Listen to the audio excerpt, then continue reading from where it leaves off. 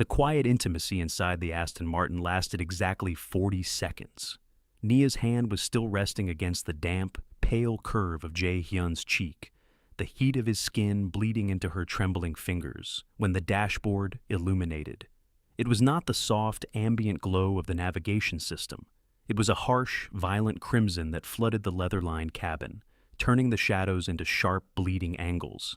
The engine, which had been idling with a low, predatory purr, suddenly choked. A loud, mechanical grinding noise echoed from the chassis, followed by a sharp hiss of hydraulics decompressing.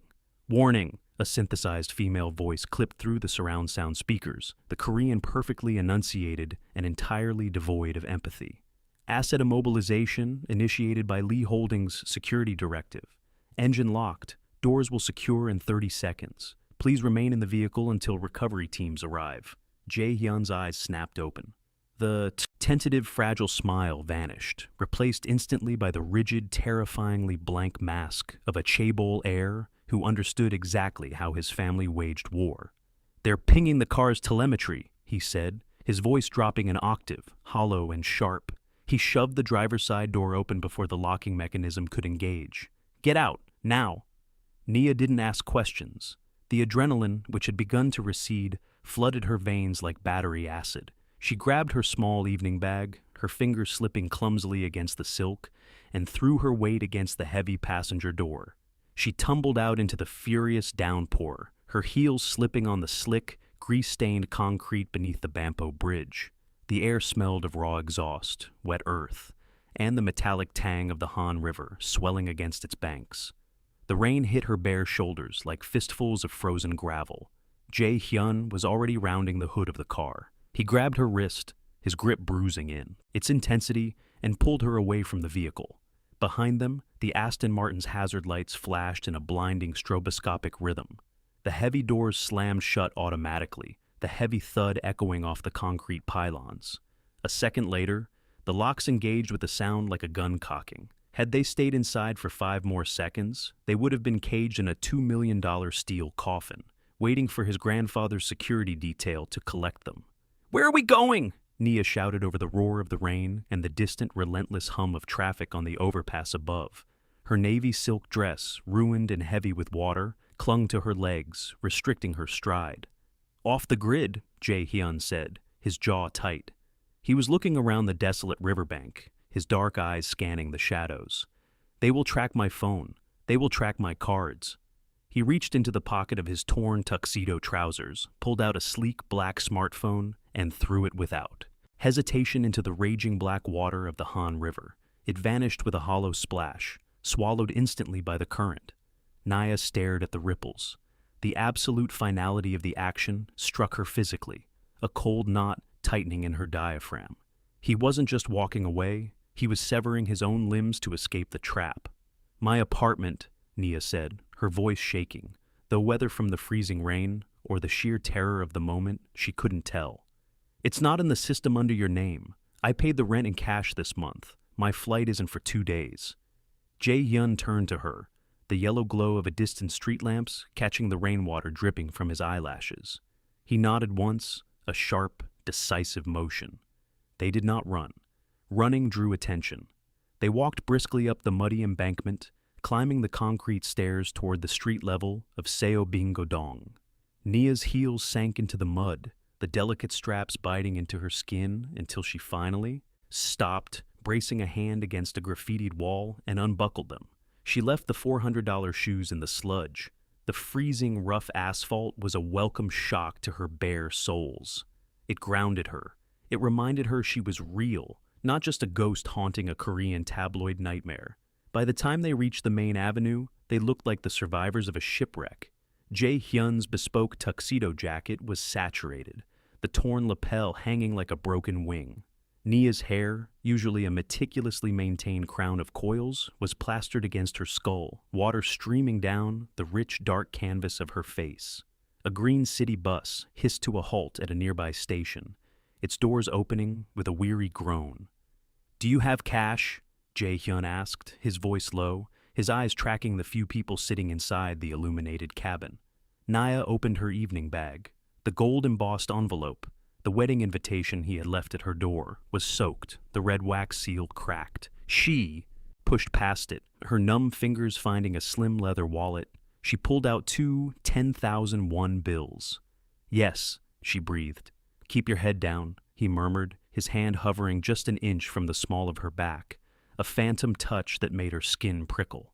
"If anyone recognizes me—" He didn't finish the sentence. They boarded the bus. The sudden blast of the heated air conditioning smelled of wet wool and stale floor wax. The few passengers, an exhausted office worker nursing a hangover, two older women clutching shopping bags, did not look up. In Seoul, ignoring the strange and the tragic was a practiced art form. Nia fed the bills into the machine, the mechanical whir deafening in the quiet bus. She moved to the very back, taking a seat in the darkest corner. Hyun sat beside her, his broad shoulders compressed to fit the narrow plastic seat. He looked entirely alien here. This was a man who had never navigated public transit, whose airspace was strictly managed by private helicopters and black-tinted sedans. He leaned his head back against the vibrating glass of the window, closing his eyes. The yellow streetlights flickered across his face in rapid, rhythmic intervals. The exhaustion rolling off him was palpable, a heavy, suffocating density that seemed to crush the air in the back of the bus. Nia sat rigidly, her bare, mud-stained feet tucked under her seat. She looked down at her hands. The fingernail marks she had pressed into her palms back at the Shilla Hotel were still there, crescent moons of bruised purple against her brown skin. Hope, loss, silence, recovery. The loop was supposed to be broken, but as the bus rattled toward Haebangchon, carrying them deeper into the neon-drenched labyrinth of the city, the silence between them did not feel like victory. It felt like the drawn-out breath before the executioner drops the blade. The Lee Empire was not a creature that forgave embarrassment. It was a machine that pulverized. Anomalies. And Nia, sitting barefoot in a ruined silk dress next to the crown prince who had just abdicated his throne, was the greatest anomaly of all. The smell of wet corrugated cardboard and stale instant coffee hit Nia the moment she pushed open the heavy iron door of her apartment. The small space in Haebangchon was a chaotic landscape of half-packed boxes, rolls of bubble wrap, and bare, dust-coated shelves.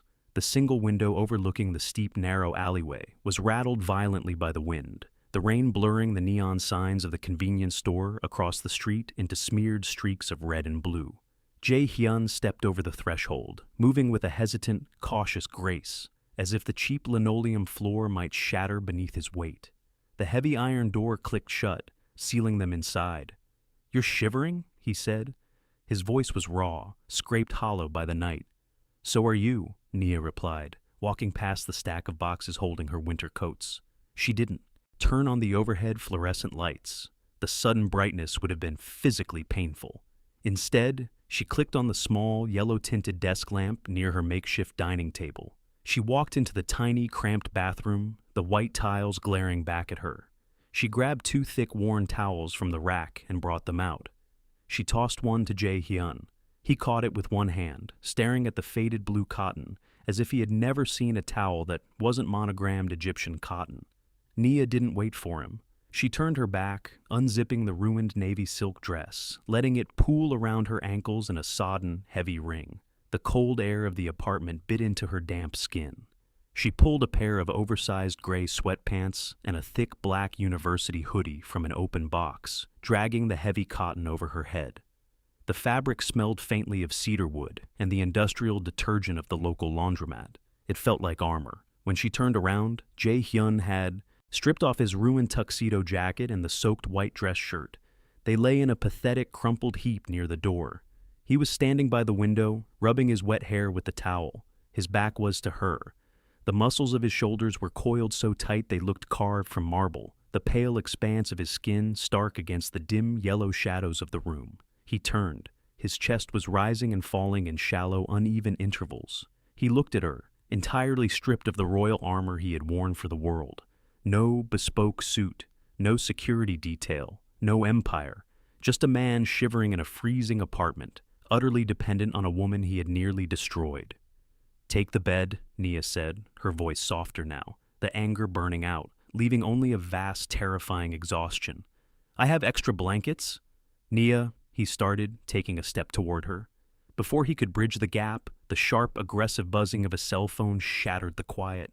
Nia flinched. The sound was coming from the pocket of the damp hoodie she had just put on. She pulled her phone out.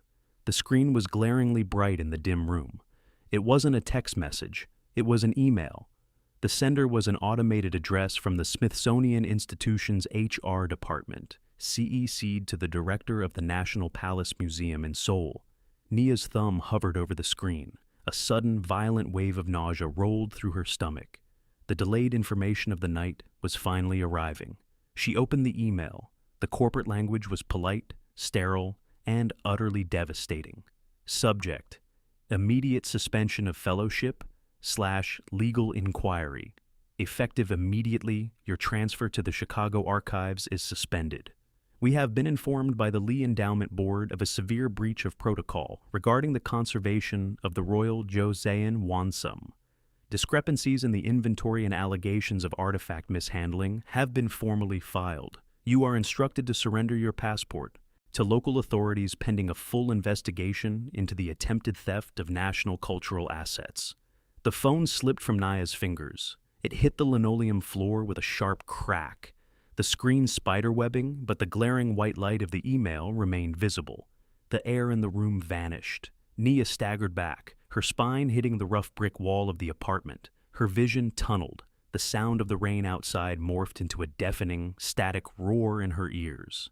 "Nia?" Hyun was suddenly there. His large, warm hands gripped her shoulders, anchoring her before her knees could buckle. "Nia, look at me. What is it?" She couldn't speak. Her throat was clamped shut, restricted by a terror so profound it tasted like copper. She pointed a trembling finger at the cracked phone on the floor. Hyun knelt, picking it up. He read the screen. The silence that followed was suffocating. When he looked up, the vulnerability in his eyes had been entirely incinerated. In its place was a dark, terrifying rage, the cold, calculating fury of the bloodline he had just tried to escape. "They didn't just disown you," Nia whispered, her voice cracking, the tears she had held back at the Shilla Hotel finally spilling hot and fast down her cheeks. "They're burying me. They're framing me for theft. If I go to the airport, I'll be arrested. If I stay here, I go to a Korean prison." She pushed his hands off her shoulders, stumbling away from him. The pain loop was complete. A new wound, deeper and more venomous than the last, tore through her chest. "This is how they do it," Nia choked out, her hands gripping the edge of the cheap dining table until her knuckles turned ash gray. "They don't punish you, Hyun. They punish the anomaly. They make me the villain, the black American woman who seduced the heir and tried to steal the crown jewels. It's the perfect tabloid story. It protects your family's honor and destroys my entire life." Hyun stood, up. He didn't try to touch her again. He looked at the cracked phone, his jaw locked into a sharp, unforgiving line. The heir to the Lee Empire was not dead. He had just been backed into a corner. "No," he said, his voice a lethal, vibrating whisper that chilled the room. "They don't get to do this. I burned the bridge, Nia. But I know exactly where the explosives are buried." He walked over to her half-packed desk, pushing aside a stack of bubble-wrapped books. Beneath them sat her cheap silver laptop. "Open it," he commanded, his eyes locking onto hers with an intensity that burned through her panic. Nia stared at him, her chest heaving. "What are you doing?" "My grandfather thinks I am a soft, romantic fool who will come crawling back to protect you," Hyun said, opening the laptop lid. The screen flared to life, illuminating the sharp, ruthless angles of his face. He forgot that for the last 10 years, I was the one managing the offshore accounts. He turned the laptop toward her. "Log in, Nia. We are going to war." The frantic whir of the laptop's cooling fan sounded like a dying insect in the suffocating quiet of the apartment. Nia typed in her password, her fingers trembling so violently she had to backspace twice. The desktop loaded, a generic picture of the Chicago skyline mocking her from the screen. She pushed the computer toward Hyun. He didn't sit down. He stood leaning over the desk, his wet hair falling across his forehead, his fingers flying across the keys with a brutal, practiced efficiency. He wasn't navigating the standard internet. He opened a secure terminal portal, typing lines of code that Nia, despite her academic brilliance, could not comprehend.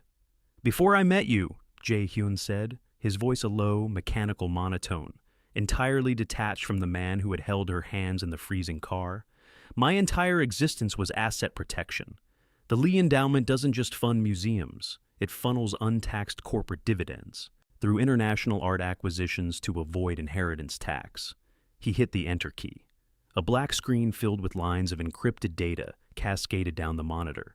"Art is subjective," he continued, his eyes scanning the numbers reflecting in his dark pupils. "A vase is worth $1 million if my grandfather says it is. And the Ministry of Culture looks the other way because my grandfather bought the minister a villa in Jeju Island in 2018. Nia stood behind him, crossing her arms tightly over her chest. The damp hoodie offered no warmth against the sudden, icy realization of what he was doing. "You're accessing the ledgers?" she breathed. "I am cloning them," Hyun corrected. He pulled a small silver thumb drive from his pants pocket, the one item he hadn't discarded along with his phone. He jammed it into the USB port. The screen flickered, a progress bar appearing, glowing a sickly, radioactive green. Every bribe, every inflated appraisal, every shell corporation. "If you have this," Nia asked, her pulse hammering a frantic, irregular rhythm against the delicate skin of her throat, "why did you run tonight? Why didn't you just use it to walk away cleanly?" Hyun stopped typing. He rested his heavy palms on the edge of the desk. He looked down at the keyboard, the silence stretching, pulling the air out of the room. "Because," he said softly, "to use this is to destroy my family, to send my grandfather to prison, to collapse the empire that my ancestors built. I wanted to leave them in peace. I wanted to just disappear." He turned his head, looking at her over his shoulder, the vulnerability returning, raw and bleeding. "But he touched you. He made you a target." The progress bar hit 100%. The laptop chimed softly. Hyun pulled the thumb drive out. He closed the laptop.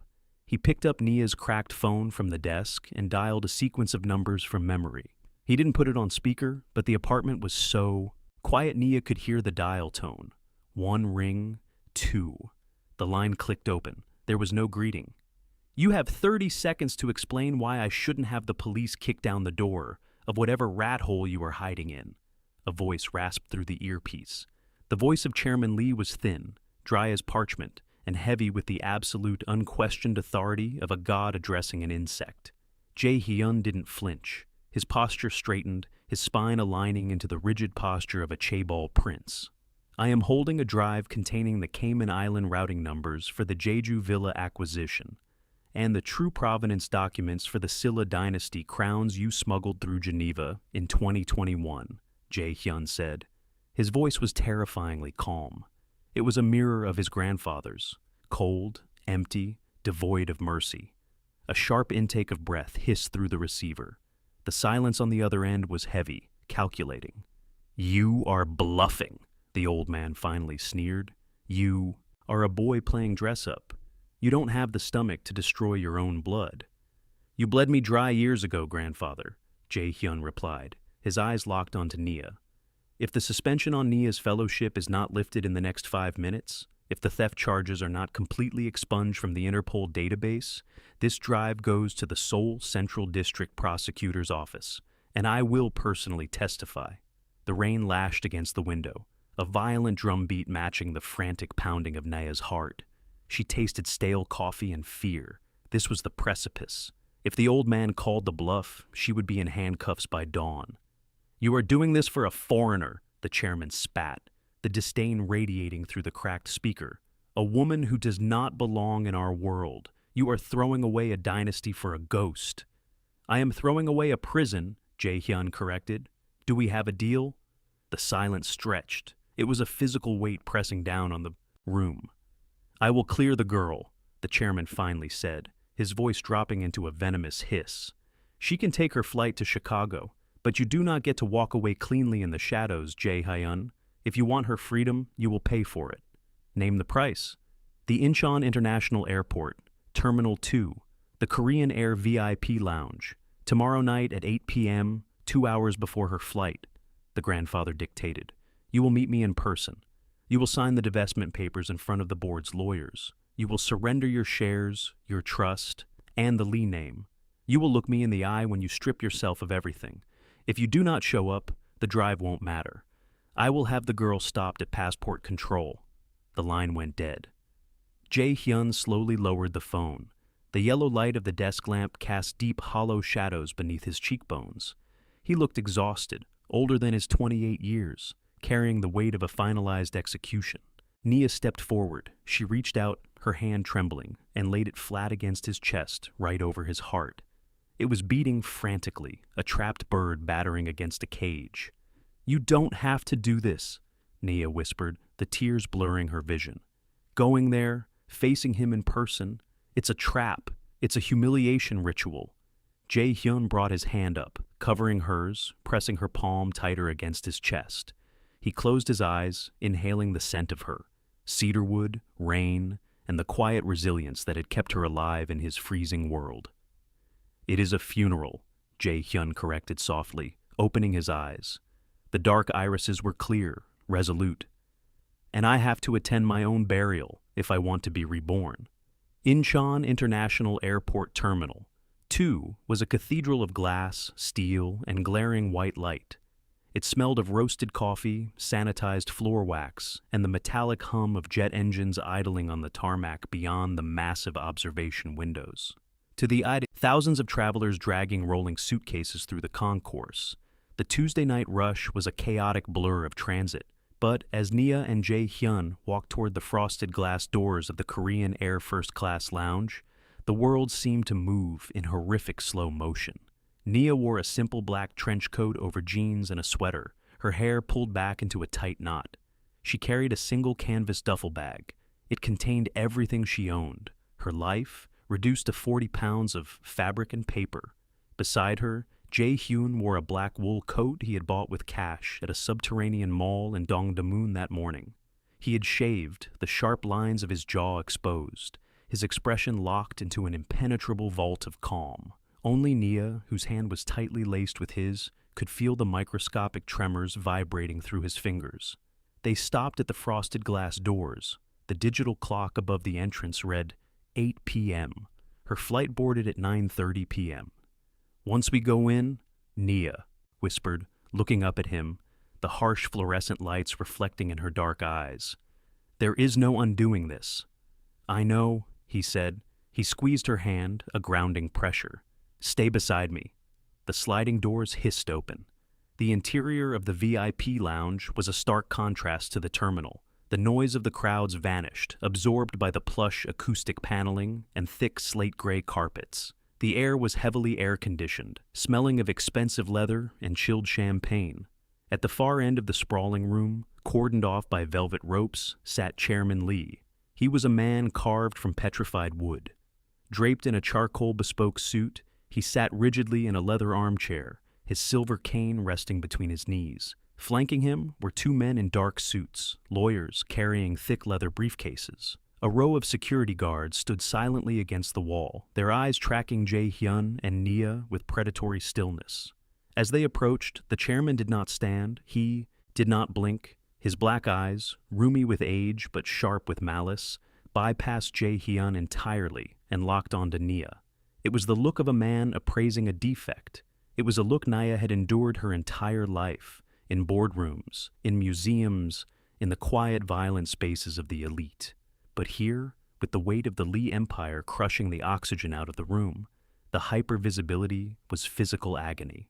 She kept her chin raised, her shoulders squared, refusing to let the old man see the terror threatening to collapse her lungs. "Sit," the chairman commanded, his voice a dry rasp. Hyun pulled out a chair for Nia, waiting until she was seated before taking the chair beside her. He did not let go of her hand. The chairman's eyes flicked to their joined hands. A microscopic sneer curled the corner of his thin mouth. He nodded to the lawyer on his right. The lawyer unlatched his briefcase. The metallic click echoed like a gunshot. He pulled out a thick stack of heavy, watermarked paper and slid it across the glass coffee table, placing a heavy, gold-nibbed Mont Blanc fountain pen beside it. "The terms," the lawyer said, his voice flat. "You relinquish all claims to the Lee endowment, the real estate trusts, the corporate shares, and the dynastic inheritance. Your accounts are permanently frozen. Your name is struck from the family registry. You are legally and financially non-existent. Hyun didn't look at the papers. He looked at his grandfather. And the charges against Nia? Hyun asked. The second lawyer slid a single sheet of paper across the table. It was an official seal from the Ministry of Culture, declaring the artifact audit closed, citing clerical error. The suspension order was voided. She is free to go back to her dust, the chairman spat, his voice laced with venom. And you are free to become a beggar in a foreign country. Sign it. Hyun let go of Nia's hand. The sudden loss of his heat made her shiver. He picked up the fountain pen. He didn't hesitate. He didn't read the clauses. He signed his name at the bottom of the first page. The scratch of the metal nib against the thick paper was the only sound in the room. He flipped the page, signed again. Page after page, he bled out his inheritance. Millions of dollars, centuries of history, the absolute power of the Chaebol bloodline, traded away in swift, black strokes of ink. When he reached the final page, he signed his name one last time. He placed the pen down. "The ring," the chairman demanded, his silver cane tapping sharply against the floor. Hyun looked down at his right hand. Resting on his index finger was the heavy gold signet ring, the crest of the Lee family. He had worn it since he was 18. It had indented his skin, leaving a pale, permanent ring of ghost flesh. He gripped the gold. It resisted for a fraction of a second, catching on his knuckle before sliding off. The loss of its physical weight made his hand tremble. Isiu placed the ring on top of the divestment papers. The gold clattered softly against the glass table. "You are nothing now," the chairman whispered, leaning forward, his eyes burning with a desperate, furious triumph. "You are a ghost. You will wake up in a cold city, with a woman who does not understand your blood, and you will realize you threw away a kingdom for a momentary rebellion. Do not ever return to this country." Hyun stood up. He looked down at the old man. The terrifying rage that had possessed him in the apartment was gone. In its place was a profound, quiet pity. "You sit in a room full of gold, grandfather," Hyun said softly, "but you are the poorest man I have ever known." He turned away. He held out his hand to Nia. Nia looked at the heavy gold ring sitting on the table, a shackle left behind. She placed her hand in Hyun's. His grip was strong, warm, and entirely free. They walked out of the VIP lounge, turning their backs on the silence, the expectations, and the suffocating scent of orchids. 40 minutes later, they were sitting in the dimly lit cabin of a Boeing 777. The massive engines roared to life, a vibrating mechanical thunder that shook the floorboards. Nia looked out the small, scratched window. The neon lights of Seoul were a smeared, glowing grid bleeding through the rain. It was the city that had isolated her, the city that had broken her, and the city that had given her the man sitting beside her. As the plane accelerated down the runway, the G-force pushing them back into their seats, Hyun leaned his head against her shoulder. He exhaled a long, shuddering breath, the tension of the last 48 hours finally breaking. The wheels lifted off the tarmac. The heavy gravitational pull of the earth fell away, replaced by the terrifying, weightless freedom of the sky. Nia rested her cheek against the crown of his dark hair, closing her eyes as the plane breached the cloud line, leaving the storm. Below, we spend so much of our lives building cages made of other people's expectations, polishing the bars until they look like crowns. But when you look at the life you were supposed to live, and the life your soul is screaming for, which one are you willing to burn down? Have you ever had to walk away from everything you knew, just to find out who you really are?